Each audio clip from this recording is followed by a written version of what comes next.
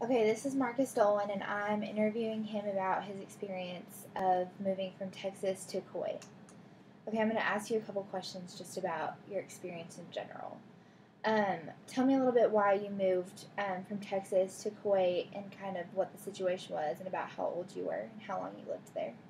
I moved from Midland, Texas to Kuwait when I was 14 years old because my dad worked and works for Chevron and he got transferred there.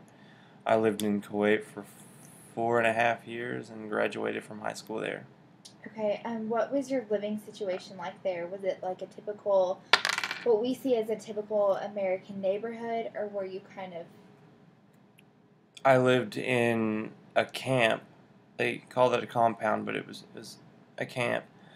There was about 150 American families there with kids ranging from younger kids that weren't even in school to kids that were in high school and my age. Um, to get into the camp, you had to have an ID and you had to go through an armed guard gate, and it's pretty well protected.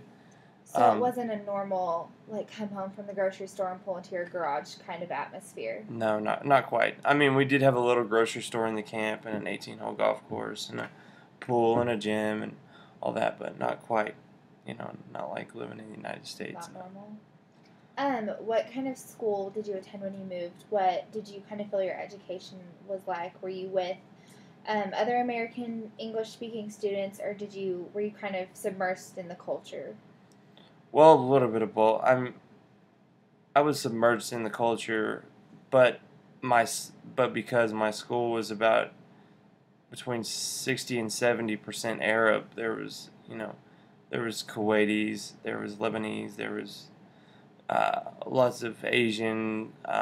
They had a British school in Kuwait also, so the British Europeans went to their own school, and then us Americans went to our school, and we had an American. It was the American School of Kuwait, and we had an American curriculum. And yeah, the school was very hard. It was a private school, so you had to dedicate yourself. It wasn't like school in Midland, you know, but it was a good school, and it was worth it. Good. For you, what was your biggest obstacle you faced when you moved from Midland to Kuwait? Probably just I think the the culture shock was a big obstacle. Seeing men hold hands, or guys kissing each other on the cheek, or people having no idea of how much money they really have and how much money they're spending because they have so much money. That was a pretty big deal to me, and I was just some American kid with, my dad worked for Chevron. It wasn't a big deal. Um, that was probably the biggest. That and how hot it was. It was pretty hot there, so that was probably the biggest change for me. So Yeah. there was a lot of things that would be perceived one way in America, such as like two guys holding hands casually on the streets, is perceived a totally different way in Kuwait. Yeah, yeah. Like the way they greet each other, men greet each other is we greet each other here with just a handshake. They greet each other there with a handshake, and if you're family members, then the guys touch noses, or they'll kiss each other on the cheek. Girls did it too, or walking down the street, they'll be holding hands or locked pinkies. Yeah. And here that wouldn't fly, I don't think, but there it was okay. Yeah. Your dad worked for a major corporation. Does he ever talk about any major like language barriers or cultural differences that he had to deal with in a business, in the business aspect of his everyday life? Um, the only times I heard probably the language barrier was an obstacle. I mean, obviously the men knew English that worked for him, but they weren't fluent 100% native English speakers. So when they were reading or writing English or speaking English, it was projected in an Arab, like how they would say it in Arabic. So sometimes it would be backwards. And in Arabic, they write from right to left. So sometimes those guys would have a tendency to write from right to left, even English. Wow. So we'd have to, coach them on that and help them out with that. But it's they were pretty quick learners and eager to learn and hard workers, so they got on pretty good. What was your favorite part about living in Kuwait? My favorite part was probably, it was very lax. The culture is very lax. It wasn't, always go, go, go, upbeat. We lived right on the beach in the ocean, which was fun and always had something to do. And it was summertime, 24/7, 365 days a year.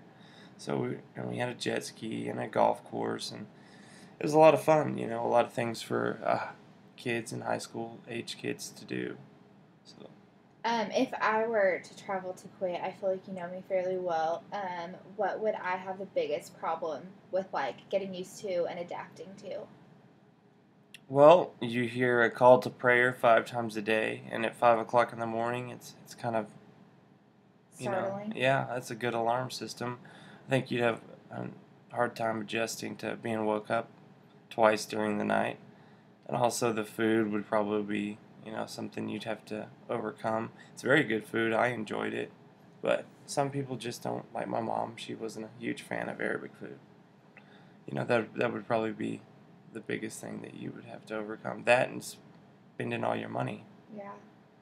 Um, Tell me one of your most memorable stories about the first thing when you arrived there, when you were like, oh my gosh, like, I'm not in America anymore. This is totally new. Just, I wasn't used to having maids or drivers or anything like that. And That was the normal there. Everyone yeah, kind of has everybody that. had a maid, more than one. Everybody. I was used to getting up in the morning and me making my own bed, and my mom doing my laundry and having to bring my clothes to her, and me folding my own clothes and doing the dishes. I didn't have to do one chore there, and I was like, wow, this is pretty nice. Yeah. All my clothes, even my underwear, got ironed. It was amazing. Every morning, I didn't make my bed. I guess it was a bad thing. It kind of taught me I regressed in everything. But I got to college, and I was glad to know that for 14 years of my life I was trained until I got there.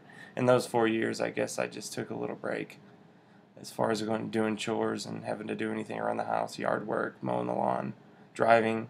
I didn't have to drive anywhere ever, which was kind of bad because when you're getting into high school, you want to drive and hang out with your friends and stuff, and I never had that opportunity. And so it was kind of hard, but it was fun, and it was a good experience. Yeah.